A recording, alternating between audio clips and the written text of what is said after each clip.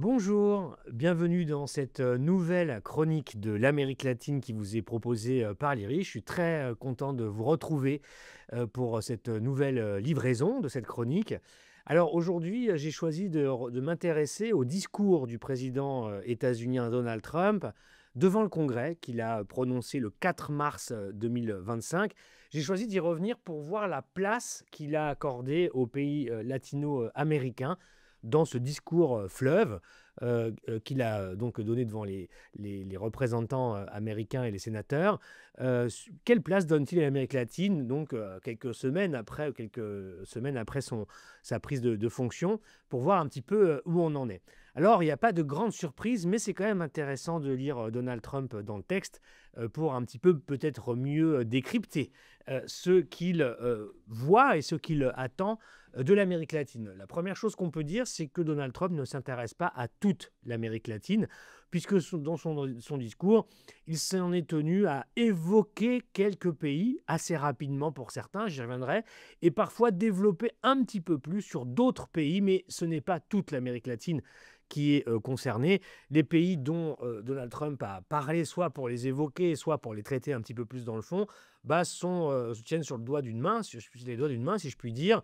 Il y a le Mexique avant toute chose, il y a également le Panama, bien sûr, il y a un petit peu le Venezuela rapidement, le Salvador rapidement, et également le Brésil encore plus rapidement, alors qu'il s'agit de la première puissance régionale latino-américaine. Donc on voit que l'ordre des priorités, la hiérarchie, disons, des priorités de Donald Trump sur l'Amérique latine reste assez limitée, et à des pays qui, en réalité, font partie du pourtour, si je puis dire, centra-américain, avec le Mexique et caribéen, et un peu le Venezuela, qu'on peut compter comme caribéen aussi d'ailleurs. Donc c'est surtout ça, en fait, aujourd'hui, je dirais, les pays latinos qui sont concernés par l'intérêt de Donald Trump, en tout cas dans ce discours qui visait, je le rappelle, à rappeler que son mandat, son deuxième mandat, signifiait le retour de l'âge d'or de l'Amérique. L'Amérique, pour lui, c'est les États-Unis. Il faut bien avoir ça en tête. Donc, c'était ça l'angle du discours. Et donc, dans cette perspective de redonner Make America Great Again, de redonner aux États-Unis, disons, le meilleur de l'âge d'or supposé qu'elle a eu, et selon lui, il sert à ça, Donald Trump, c'est sa fonction, c'est de réactiver ce rêve américain, comme il dit, à des niveaux jamais atteints avant lui. C'est à peu près le thème de son discours. Mais dans ce cadre-là, que nous dit-il donc sur l'Amérique latine? Alors d'abord, il revient sur les pays avec lesquels les discussions ou les problèmes renvoient non pas à des questions de politique étrangère pour lui, mais à des questions de politique intérieure. Ces pays, c'est lesquels? Je vous l'ai dit, c'est le Mexique, c'est d'abord le gros morceau, c'est aussi Panama. Ces deux pays, dans le monde de Donald Trump, font partie des pays qui ont à voir avec les questions de politique intérieure états-unienne et non pas extérieure. Donc je m'arrête sur ce point. Pour le Mexique, il a essentiellement abordé, il n'y aura pas de surprise, la question de la frontière, la question migratoire, la question, disons, du trafic de drogue, du narcotrafic, tout ça étant pour lui un même sujet. Il lie l'ensemble de ces problématiques dans une même problématique qui est celle de la sécurité nationale, de la sécurité intérieure états-unienne.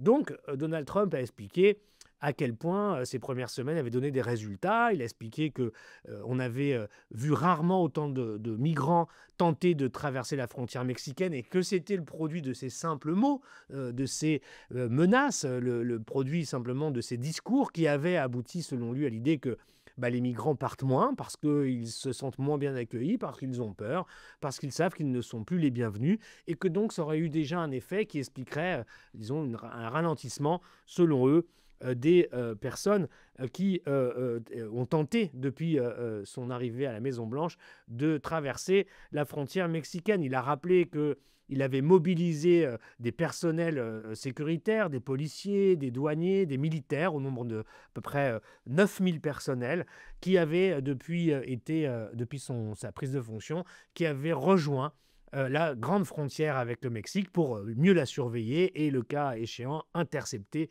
les migrants qui essaierait de passer. Donc il a rappelé cet effort sécuritaire et militaire qu'il a mis en place. Il a rappelé qu'il avait pris des mesures, disons, pour restreindre en quelque sorte les droits des migrants aux États-Unis. Il est revenu un petit peu sur tout cela, étant plutôt content de lui sur ce point. Il a également rappelé que grâce, disons, à sa méthode et avec les discussions qu'il a pu avoir avec la présidente mexicaine Claudia Sheinbaum, il y avait eu aussi, selon lui, des efforts consentis par le Mexique, les efforts étant que le Mexique a mobilisé à son tour 10 000 soldats de l'armée nationale mexicaine pour aussi renforcer la surveillance à la frontière avec le puissant voisin du Nord. Le fait que depuis que Trump a été élu, et encore plus depuis qu'il est arrivé à la Maison-Blanche ayant pris ses fonctions, eh bien, le Mexique a multiplié ou augmenté les prises, les saisies de drogue, de fentanyl en particulier, le fameux fentanyl, cet opioïde qui fait des désastres en Amérique latine, causant des dizaines de milliers de morts chaque année d'overdose, qui est en ce moment la drogue la plus problématique aux États-Unis. Donc, des prises importantes, le fait que le Mexique a arrêté et extradé 29, disons, chefs du narcotrafic mexicain pour les envoyer, les extrader vers la justice américaine. Donc tout ça pour Donald Trump, ce sont des bons points qui expliqueraient, selon lui, finalement, sa grande mansuétude consistant à menant le chaud et le froid, annoncer des droits de douane de plus en plus forts sur le Mexique. Ils sont maintenant de 25% annoncés contre ce pays, comme d'autres, Canada, etc. Mais de les suspendre, ou en tout cas de les retenir en déplaçant, en repoussant à chaque fois la date d'entrée en vigueur de ces mesures de rétorsion commerciale. Là, désormais, il a annoncé que ce serait le 2 avril 2025 que ces mesures s'appliqueraient pour le Mexique. Il a donc repoussé d'1 mois, ce qu'il avait dit auparavant, laissant le temps toujours à des négociations et proposant aux Mexicains de montrer à quel point ils sont prêts à faire des efforts, disons, toujours plus importants pour répondre aux exigences de Donald Trump. C'est sa méthode, c'est-à-dire qu'elle consiste finalement à extorquer des concessions à ses partenaires, alliés, adversaires ou amis. Les trois statuts se confondent. Donald Trump extorque des concessions à tout le monde, c'est ce qu'il fait. Et donc il considère que le Mexique, aujourd'hui, commence à répondre à ces exigences. Alors, il faut noter à cette étape que le Mexique répond aussi à Donald Trump. Le Mexique déjà, les Mexicains semblent soutenir leur présidente, puisque plus de 80% d'entre eux soutiennent la présidente dans sa réponse à Donald Trump, dans sa politique. C'est un taux de popularité qui dépasse même celui de son prédécesseur, López Obrador. C'est tout à fait unique au Mexique. Elle est très populaire. Et ce qu'elle dit, c'est qu'elle gère Donald Trump de manière pragmatique, concrète, dossier par dossier, qu'elle est prête à montrer que le Mexique ne veut pas rompre du tout et qu'elle veut dialoguer et négocier avec les États-Unis, que le Mexique peut faire des choses sur les terrains sur lesquels l'attend Donald Trump, le Mexique, mais que les États-Unis doivent faire aussi des choses en matière, par exemple, de santé publique, de politique de santé publique, pour réellement prendre à bras-le-corps la question des addictions, du narcotrafic dans ce marché de demande des drogues qui est le plus important marché de la planète. Donc Mme Sheinbaum demande aussi un retour des États-Unis sur ces questions-là. Elle demande un effort que Trump a accepté manifestement de contrôle des ventes d'armes qui partent des États-Unis, qui viennent abreuver les cartels sur lesquels Washington verse des larmes de crocodile, mais l'essentiel de l'armement de ces cartels viennent de l'armurerie des armureries Smith & Wesson, par exemple, états-uniens, qui les armes traversent la frontière. Ce ne sont pas des migrants, cette fois-ci c'est dans l'autre sens. Et là, ça pose moins de problèmes à Pamaran, aux douaniers américains, de laisser passer des armes qui viennent par centaines de milliers et plus, abreuver, inonder en fait le Mexique, et d'ailleurs plus largement que le Mexique. Et donc Mme Sheinbaum veut aussi parler de ces sujets-là, et que Donald Trump, là aussi, montre que lui aussi, il peut intervenir et utiliser son autorité pour que ces choses-là commencent à changer. Donc c'est un petit peu ça aujourd'hui l'ambiance entre les deux dirigeants, Mme Sheinbaum et M. Trump. Et en tout cas, c'est dans cette perspective-là que Trump, lui, a décidé d'évoquer le Mexique dans son discours. Il y a aussi eu des mots qui concernent le Panama. Il a redit qu'il voulait, disons, reclaim, c'est-à-dire reprendre, revendiquer en fait le Panama, ce qui est assez préoccupant, puisqu'aujourd'hui, l'essentiel est déjà fait. Le Panama, enfin les deux ports qui appartenaient à des consortiums de Hong Kong ont été achetés par BlackRock, un fonds américain. Donc les Américains ont repris les deux ports d'exploitation, d'opération aux deux embouchures Pacifique et Atlantique du canal de Panama. Le Panama, qui, il faut le rappeler, est un pays qui a peu d'éléments pour résister aux États-Unis. Le Panama n'a pas d'armée. Le Panama vit essentiellement de son activité bancaire, financière et aussi un peu du canal. Il n'y a pas grand-chose à opposer à Donald Trump. Donald Trump a repris le contrôle avec BlackRock, les entreprises de deux ports qui opèrent aux deux embouchures. Le Panama, qui se croit être un allié des États-Unis. Le président panaméen est tout sauf anti-états-unien. C'est même au contraire quelqu'un qui n'a cessé de dire à quel point il voulait être allié des États-Unis. Le Panama a annoncé qu'il renonçait à participer aux nouvelles routes de la soie chinoises. Donc aujourd'hui, le Panama obtempère aux exigences de Washington, mais ça ne semble pas suffire à M. Trump qui dit qu'il veut reprendre ce canal. On se demande de quoi il parle, puisque la dernière chose qui semble devoir être reprise, c'est l'autorité qui est indépendante du gouvernement panaméen qui gère, disons, le canal. Est-ce que M. Trump veut en prendre le contrôle? C'est une question qu'il faudra suivre dans les prochaines semaines et peut-être un peu plus. Et un peu pour terminer sur les autres pays qu'il a évoqués, il a évoqué, je vous disais, le Venezuela ou le Salvador, mais uniquement sous le prisme de la lutte contre les cartels, là aussi, les gangs. Il a nommé un certain nombre de cartels comme le MS-13 salvadorien ou le Tren de Aragua au Venezuela pour dire qu'il les avait passés dans la liste des organisations terroristes étrangères, donc susceptibles d'être exposées à des réponses militaires américaines. Et les pays où ces gangs existent, ces cartels, pourraient théoriquement faire l'objet d'une intervention, d'une ingérence militaire américaine. Et bien sûr, tout ceci est fortement rejeté, en tout cas par le Venezuela, c'est sûr. Le Venezuela qui ne cesse de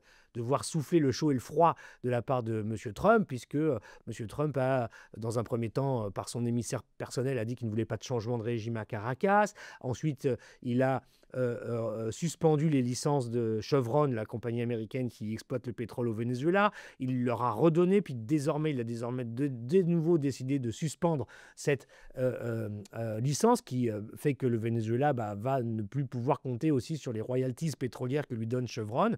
C'est très dur pour le Venezuela, pour le gouvernement de M. Maduro.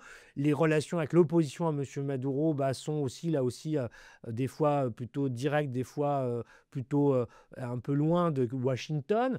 Donc M. Trump semble ne pas avoir en réalité une stratégie bien établie sur le Venezuela, si ce n'est de, en quelque sorte, permettre à son aile néoconservatrice, constituée de M. Rubio, Marco Rubio, le département d'État et de quelques autres, de pouvoir, en quelque sorte, continuer à mettre la pression qu'ils veulent sur les pays récalcitrants en Amérique latine, probablement une contrepartie aussi au fait que ces mêmes personnes doivent aussi un petit peu revoir leur position naturelle sur la Russie, puisque normalement M. Rubio était plutôt anti-russe et qu'il doit aujourd'hui accepter et suivre la ligne de M. Trump sur le rapprochement avec Moscou. Donc quelque part, le Venezuela, Cuba, etc.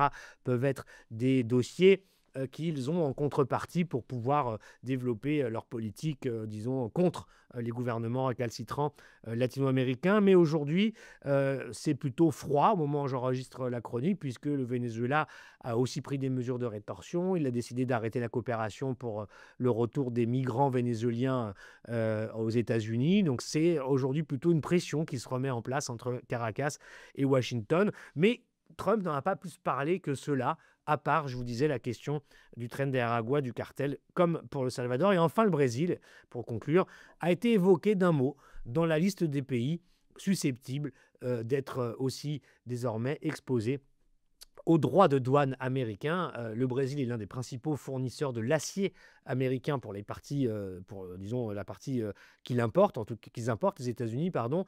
Le Brésil donc est préoccupé par cette politique douanière de M. Trump.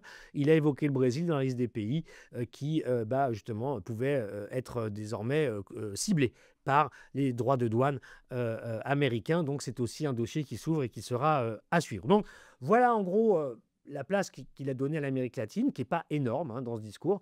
Et puis on voit à travers ce discours, et y compris sur l'Amérique latine, on voit bien les références historiques de monsieur Trump, qui sont en particulier, le 25e président des États-Unis, William McKinley, qu'on ne connaît pas en France, mais qui est un peu la référence de Donald Trump, qui est ce président, à la fin du 19e et au début du 20e, qui avait gouverné entre 1897 et 1901, qui est celui qui avait théorisé justement la politique étrangère par les tarifs douaniers, etc.